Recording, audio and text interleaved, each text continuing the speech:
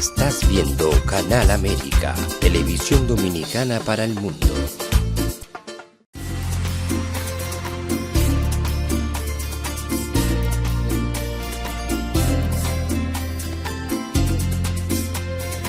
A Time for Truth show is sponsored by the Office of Dr. Bernard Fialkoff, a periodontal, dental implant and laser specialist in New York City, for over 40 years. Dr. Fialkoff was honored by the International College of Dentists and Pierre Fauchard, and received the Presidential Lifetime Humanitarian Honor from the White House. Call us at 718-229-3838. Sometimes life can be so damn hard, you don't know where to go. Everything keeps falling apart, yeah. You try to do your best, but only God knows that you've given everything you've got, but the world takes you down. You just keep moving on. Let your fears. Welcome to A Time for Truth show. I'm your host, Dr. Bernard Fialkoff, and it's great to be back with you again tonight. And July 4th has passed. We rebirth of independence. And now we got to work on that. So we have a show for you tonight that's going to ignite and rekindle a lot of this, what's inside of you. Maybe what you felt has been lost. In this modern day world, we have a lot of things. We have a lot of objects, but we're lacking in other respects. And I hope this show and our special guest tonight that we're honored to have with you will rekindle. So Buddha, if you will, let's put up the pictures of our special guest, Dr. Stan Harris, aka Dr. Breakthrough, a father of 8 with his lovely wife, Nadia. There you see him on the screen. Our prolific guest is author, mentor, evangelist, who has preached in over 50 states, 28 countries, a Bible college professor, a successful marketer, a #1 income earner, #1 recruiter in 3 different companies simultaneously. There you see him with his family and his lovely wife. Minister Harris utilizes his 10th degree Black Belt skills to motivate others in breaking the barriers to success. The doctor was inducted in both the Black Belt and Motivational Speakers Halls of Fame. And he's dedicated his life to educating, empowering, and elevating his fellow man.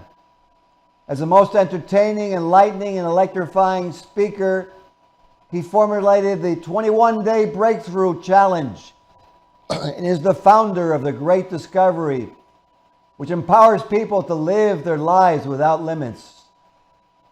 And before we welcome him live on the show, Buddha, let's put on his video so the viewers can see a little bit more of Dr. Stan Harris, Dr. Breakthrough. Let's put on the video, please. Evangelist, husband, father of 8 children. It's Dr. Stan Harris. 10th degree Black Belt in Ishimu Karate.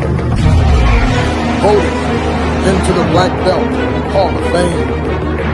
Author, life strategist, entrepreneur, breakthrough speaker. I've spoken in all 50 states and 28 countries. You might be just one step from your breakthrough. Any barrier that God did not set was made to be broken. It's breakthrough time. As a matter of fact, check out www.breakthroughcard.com, breakthroughcard.com for more powerful videos. God bless you. Let's welcome you on the screen. How are you, Dr. Harris? Man, I'm too blessed to be depressed, too blessed to be stressed, too glad to be sad, too anointed to be disappointed. I'm too elated to be agitated, too legit to quit, too grounded to be confounded, too grateful to be hateful, too gifted to be restricted, too good to be withstood, and too saved not to be getting paid. Business is booming, checks are zooming. I'm happy on purpose, just like you, Dr. Ben, but I'm especially blessed to be on the show with you. Thank you for having me today. Well, it's quite a pleasure to have you. And I got to tell you, as you were speaking, you brought me back to a time listening to Muhammad Ali. And the last person who was anywhere near you was Muhammad Ali. So I give you a great tribute that you are quite something. When you were a young guy, were you always the same? What were your dreams? Well, actually, believe it or not, I didn't have any. I was sad to say I was just existing, right? My life was just a mess. And so Dad left when I was 3. He never called, never sent Mom a dime. You know, I 6 years of age, I was out in the middle of a field playing. A gang of teenagers came my way. I was so afraid because, you know how you can sense something is about to happen, something bad. Right. I was a 6-year-old boy. They were a gang of teenagers. One of them, bam, punched me in the stomach, knocked the air out of me. And trying to breathe, and you had the air knocked out of you. And they picked me up and slammed me. And they started stomping on me like I'm an ant or a roach, and I'm calling out for help. And then they start kicking all over me. And as a matter of fact, by the time I'm bleeding from everywhere you can bleed, you would think that's enough, and that wasn't enough. Here I'm a 6-year-old boy screaming, crying out for help. I'm bleeding from every orifice. And yet these teenagers then flipped me over on my back where I'm faced up, took a great big old bucket of tar. They poured it on my face. They poured it on my body, took a bunch of feathers, literally threw them on me, and left me out in the middle of the field to die. Wow. I've been through verbal abuse, and one of my mom's boyfriends beat me with a steel choker chain for a dog. I've been through sexual abuse, and so my life was a mess. Matter of fact, I tried to commit suicide on 2 occasions before I was even 12 years of age. And I tell people, I'm so glad I failed. But again, I didn't have any dreams, any goals, any aspirations. My life was a mess. I never even thought I'd graduate from high school, but God had other ideals, and thank God for good people like yourself. He put people in my life that saw something in me that I didn't see, and I wanted to give it a shot because they thought I could do things, although I knew I couldn't. I thought I'd give it a shot because I didn't want to let them down, and I was shocked when things came out right. I was like, wow. So folks, you just never know the influence. And by the way, my early mentors, I jokingly tell people, was Bruce Lee, Muhammad Ali, and my mommy. Well, I tell you what, your mom is most important thing in life. There's a study that they did, and you know that I'm a surgeon. When kids are born, if you take a healthy kid, but you remove them from the mother's love, even though you feed them, you let them sleep, you keep them safe, secure, the kid gets sick, he doesn't do well. And if you take the other baby and you give him to the mother, the love grows, he's healthy, he expands. So what you said is so true. And I wanted to actually mention one other thing because of that incident that you went through, something that I live my life by.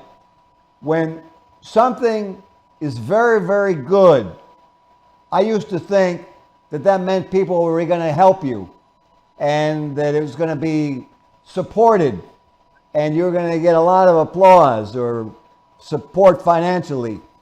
And so what I was going to say to you as an individual, I can see with what you accomplished in your life, but at that early point in your life, you already were something that was going to change the world. And unfortunately, the way the world seems to acknowledge you is they try to kill you and stop you at the very beginning. So you're quite something. There's the video about you. Amazing video. You've accomplished so much. Now, while we played that video, I want to ask you something, because I think we've answered the question, but I'm going to ask you anyway. Is this what inspired you into martial arts? Yes. So again, I decided, I used to get picked on all the time in school. I got chased home from school almost every day. And I had what I call a Popeye moment. Now, I don't know if you remember Popeye, but Popeye Sure. moment, here's what I've stands all I can stands, and I can't stands no more. I got fed up, and I made up my mind I was going to learn how to protect myself. I said, I'm tired of getting beat up all the time. I'm tired of getting pushed around. I'm going to learn how to protect myself. Well, my mom won a free month of karate lessons, and I went with her, and they were kicking and screaming and hollering. And I thought, man, this is fascinating. Her free month ran out, Doc, and she started paying. In other words, free is good. She had a free month, but she was serious. She started investing in herself. And every month she paid and she got better and better until one month she got too good. Now you got to ask me, say, what's too good? Tell me. What's Her too and her good?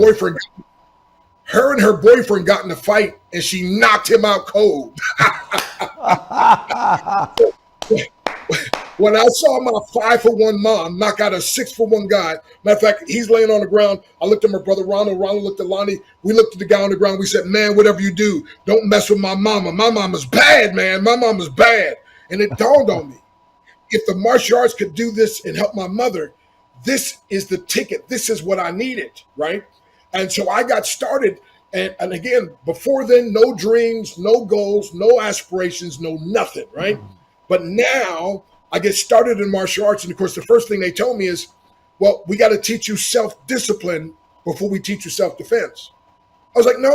I just want to learn how to fight. They said, no, if we teach you self-defense and you don't learn self-discipline, you'll be like an uncontrollable weapon and you'll harm yourself as well as others. So I said, okay, I don't care what this self-discipline is, whatever it is, I got to learn. I want to learn it.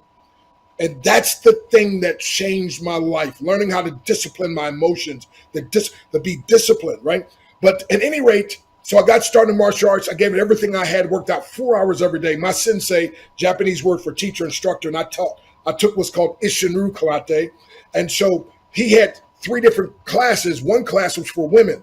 I said, please, sensei, can I get in that? You don't understand. I got to learn as fast as I can. And I was in all 3 classes, 4 hours a day. I worked out until all of a sudden, now I started getting a goal. And I thought, I want to become a black belt. And I reached that goal. And then I was like, I want to become a 2nd degree black belt. And then I want to come to 3rd degree. But again, I instilled this discipline also that I learned from the martial arts. And that's really the thing that really catapulted and changed my life. And so that's when I started having some aspirations. And I'll tell you about another instance that's the real thing that just took it over the edge. But let me turn it back over to you for now. No, it's a pleasure to speak to you. There's a saying that power is the ability to hold a position in space, and you need discipline to have power to hold that position in space. You don't necessarily have to exercise it, but just the potential being there already is perceived by the other party, and they're gone. Very interesting. What I wanted to ask you is, so now you're a black belt. Now I don't know how many degrees you were, but all of a sudden now you start becoming, or you decide you're going to go into spirituality, evangelism. You become a Bible professor. Tell us, how did this all transform? Awesome. Now again, understand I'm teaching martial arts, right? So I'm teaching it, and then I become a Christian. Some people, I had this scary experience. We were coming back from a tournament, and at the time I was just a teenager, but teenagers weren't any competition. So I fought with the grown men, and I won the championship among the grown men. And so I'm in the van. You know how sometimes we guys have ego problems. My head was like this big. Right? And so these girls like, oh, Stan, you beat those guys up. You're just a teenager. They're grown men. And I was like, well, I didn't want to hurt those guys too much, I mean, I was. And so my sensei in Japanese, sensei means teacher, instructor. He's drinking sake, Japanese wine. He's getting drunk. He's drunk, and he's driving on the highway. And the only way he could see, because it got real foggy outside, he had his window rolled down. He's looking at the guardrail, and he's drunk. And so I'm thinking, man, my sensei might wreck this van and we might die. And I'm like, hey, sensei, stop the van. We might wreck and die.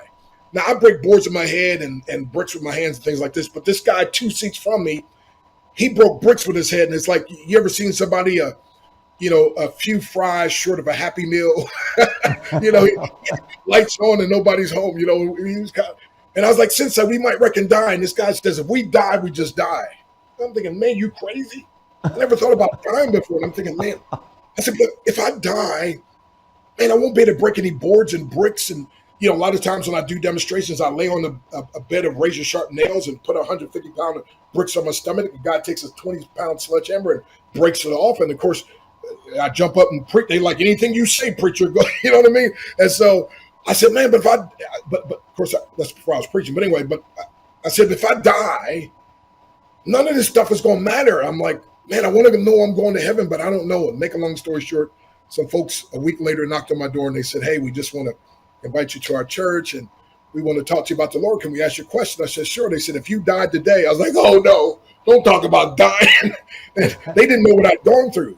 And they said, but if you die, do you know for sure you go to heaven? I said, no. Do you know? They said, yeah. I said, can you show me? They said, sure. I said, come in. And they showed me from the Bible that I was a sinner, but Jesus died and was buried and rose again, and that he had a gift, and his gift was eternal life if I would trust him. And they said, would you like to call upon the Lord and ask him to save you? I was like, well, sure. And he'll give me his gift of eternal life. I mean, I get to go to heaven. They're like, yeah. I was like, oh man, of course. Right. And so that was such a dramatic thing in my life. And I'm the guy that my whole life, Doc, my whole thing was nobody cares. Now my mom cared, but she got to the place where she was working 2 jobs to try to take care of us. Right. And so she was never home. And so I was like, so it's like, man, nobody cares. Dad doesn't care. He never came home, never sent mom a dime, never called, never anything. Society doesn't care. Look what they did to me, beat me up, tarred and feathered me. I mean, nobody cares. And all of a sudden, these people are telling me that God cared and God loved me. I was like, no, you don't understand. Like, nobody cares about me. They said, no, if you'd have been the only person, he'd have died, sent his son to die, and he'd have rose again just for you, to pay for your sin. And I couldn't believe it. And so I got so fired up, I'll never forget. And the church, they used to go knocking on doors and just telling people about the goodness of God.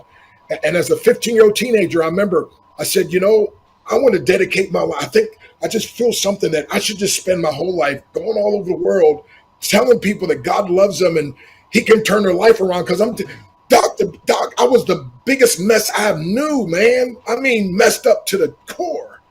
And if my life totally turned around again, discipline from the martial arts, but then the spiritual part, and so I just decided, that's what I want to do. I went off to Bible college and started getting trained. And of course, I had martial arts classes going on out there. Then I was going to college and I graduated, postgraduate work. I'm the guy that never thought I'd make it out of high school. Now I'm graduating from college and then postgraduate work. Then they asked me to become a professor. So now I'm teaching part-time as a professor. And then I'm traveling on the weekends and preaching, and then I'm teaching martial arts, right? And it was the wildest combination. Amazing. But it got men that normally wouldn't come to church, and teenagers, they were like fired up, and they're like, man, because a lot of times, and I even thought this, I thought like this Christianity stuff is for sissies, and for women, it's just the way I thought, right? And so here I am now doing this stuff, and I will teach people it takes a real man to live based on principles and do the right thing even when nobody's looking. But the greatest thing to me, though, was love, and the love of God. I was this hard teenager. I was so hurt in life, like a lot of people. I built this hard shell, and man, that love, the love of God, it just melted it. I mean, and when I start reading scriptures like when mother and father forsake me, the Lord will take me up. And man, I started reading stuff about all things work together for good. And then I heard this quote that helped me out. It says, pain and adversity causes some men and women to break. It causes others to break records. And I decided instead of being broken by my pain, I was going to be a record breaker. And now I help other people to do the same. And by the way, folks, if right now, maybe you're suicidal like I was, maybe you're in a hopeless situation like I was. Suicide is the permanent solution to a temporary problem. I'm telling you, if I would have committed suicide back then, I would have never lived to travel, speak in all 50 states and 28 countries. I would have never lived to see the great things that are happening now. And so many times where I speak places and people said, man, your words, it just spoke right to my heart. I'm so grateful for you. And people that they think like I'm the somebody. I'm like, look, you're looking at somebody that was a nobody, a total nobody. But God and I made me into a somebody. And now I'm committed to telling everybody he can do the same and a whole lot more for anybody. Beautiful. You know what? I think it's probably what you're talking about, what we were talking, you and I were communicating about this before. Tell us a little bit more about this, though, and how you use it, because, I mean, your life is a living example. It just comes out of you. It's amazing the energy that you emit.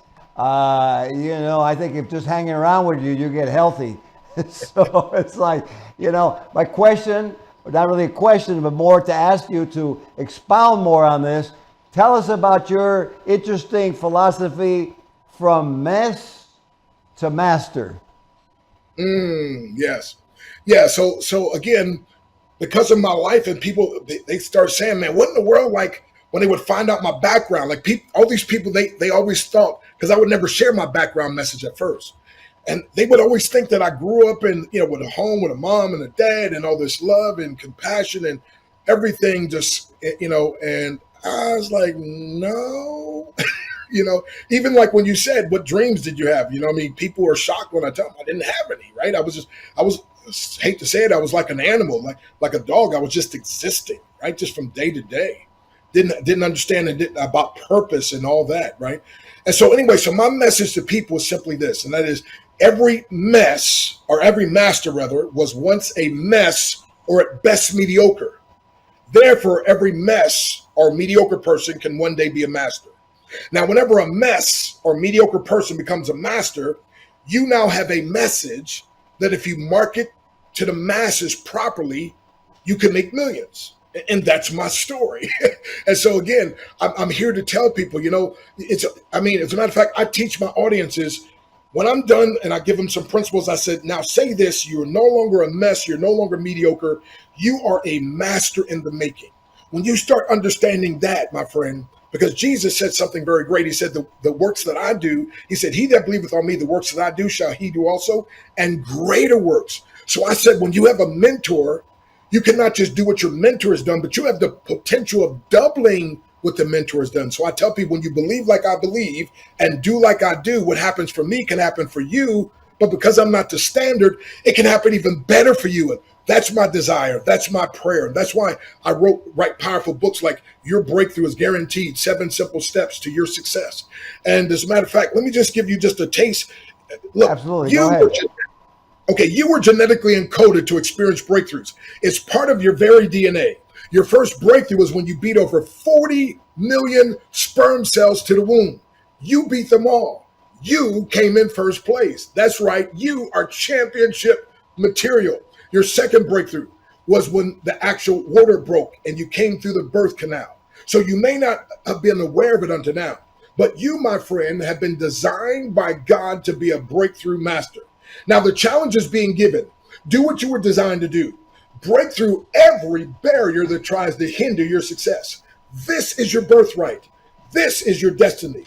And this book will give you the step-by-step formula you've been looking for. No longer, my friend, will you be held back, but rather you're going to break free from procrastination, from fear, from making excuses, from doubt and negative thinking. You will no longer be stuck, but rather free to succeed.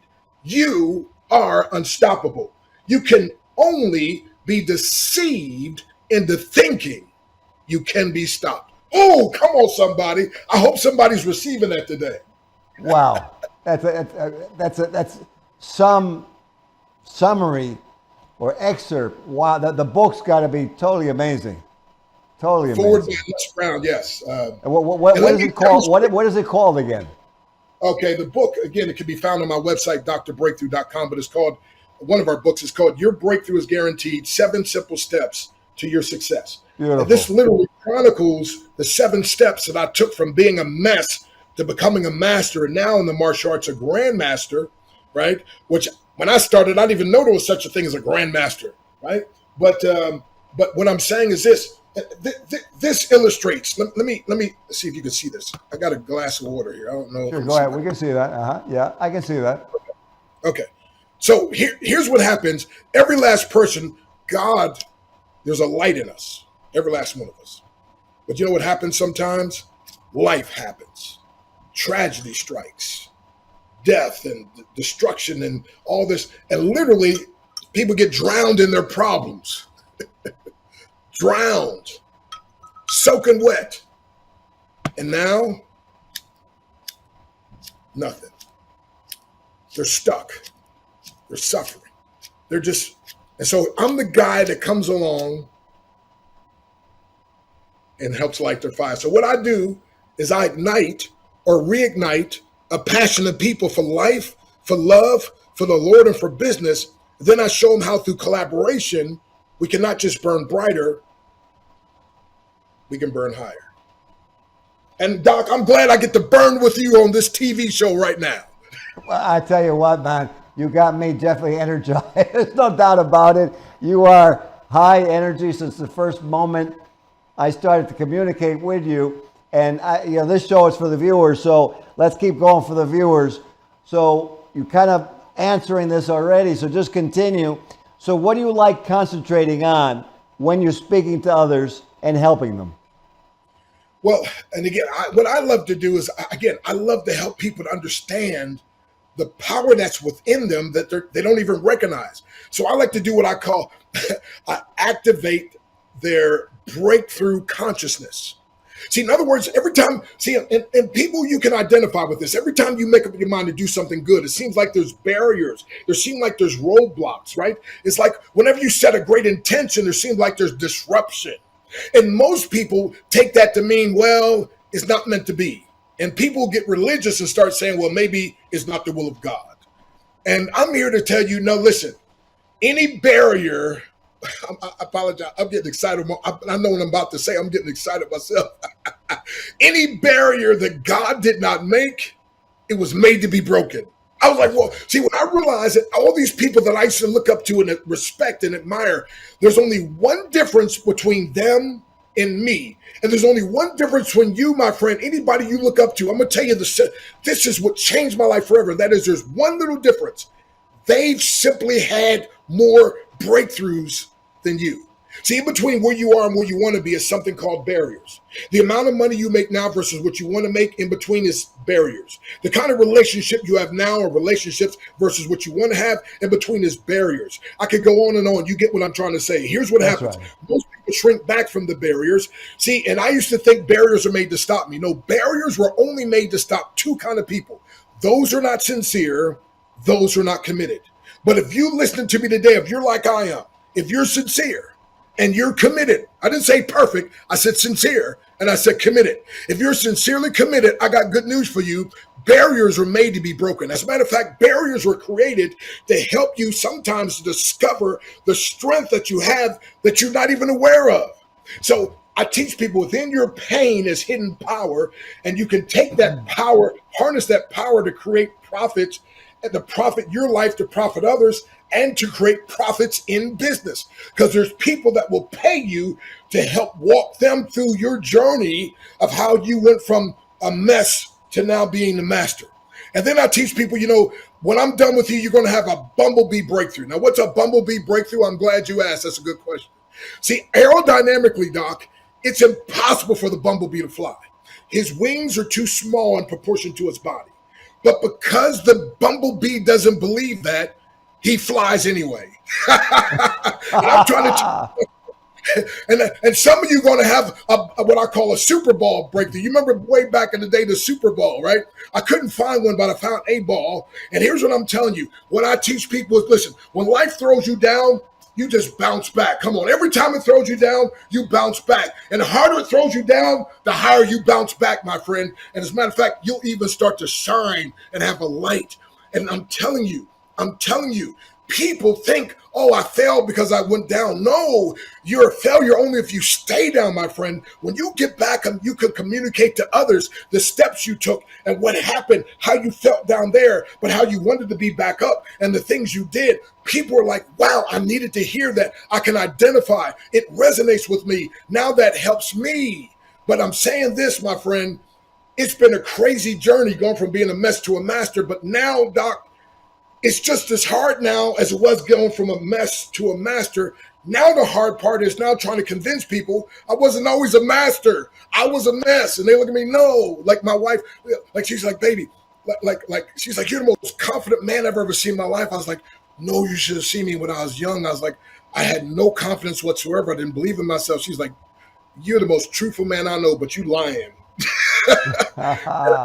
And you know what, Doc? She wouldn't believe me until about 5 years ago. I was speaking in Atlanta, and one of the guys was like my hero in the martial arts in our class that I looked up to. He found out I was in town. We hadn't seen each other in 35 years, and he was sitting in the back, and you literally could hear him saying, I can't believe this. I can't believe this. So afterwards, my wife and I and his girlfriend, we all got together. And so he told my wife, he said, this guy, we didn't even know we knew he could talk, but we never even heard it. I mean, he never said a word. Like, we never heard anything from him. And I'm sitting there listening to the way he's speaking. I'm like, there's no way. And he was like, so like backward and whatever. Matter of fact, when I joined the martial arts, they called me Mr. Baboon. They made fun of me. But I was so committed, Doctor. I said, laugh at me now, because one day I'm going to whoop all y'all. That was a bad attitude, but it happened. Anyway. Well, you know what? It's been a great show. And like anything else that's good, time flies. So we've broken all the barriers. And I know the audience has loved you. We're definitely going to have you back again. And before we end off here, I want to do one thing. I want to acknowledge your wife, Nadia. I know how important my wife, Maria, is in my life. And, we want to thank Nadia for supporting you, for loving you, for making sure that you're out there helping people. Thank you, Nadia. And what can I say? Dr. Breakthrough, thank you so much for being on the show. Hey, by the way, I call my wife my ABCD. That stands for Adorable Brown Caramel Delight. So we went on a date today, took her to a movie earlier, and then we went to get something to eat. And the guy said, hey, would you like some dessert? I said, no, sir. I pointed to my wife. I bought my dessert with me, 100% natural. Come on now. I love it, man. It's a pleasure to have you. For those of you watching, let's apply what Dr. Breakthrough has expounded on, told us, made it clear. You too can go from mess to master, break through the barriers. We're going to have them back for you again in the future. We hope you enjoyed this show. Have a great night. Hey, by the way, go to drbreakthrough.com. You'll see some stuff there, but I've got some free lessons, now paid lessons, but free lessons too on theinternetmentor.com. Theinternetmentor.com. And you definitely want to look up my daily breakthrough attitude adjuster, absolutely free. It'll change your life. Thank you, Doc, for having me. And thank you for all the things you're doing to make a difference in this world. I appreciate you. You're quite welcome. It's been a very, very great pleasure. Let's do that. And we'll see you on the next episode of A Time for Truth show. Good night. This show was sponsored by A Time for Truth Foundation Incorporated as a community service. Sometimes life can be so damn hard. You don't know where to go. Everything keeps falling apart. Yeah. You try to do your best, but only God knows that you're giving everything you've got. But the world takes you down. You just keep moving on. Let your feet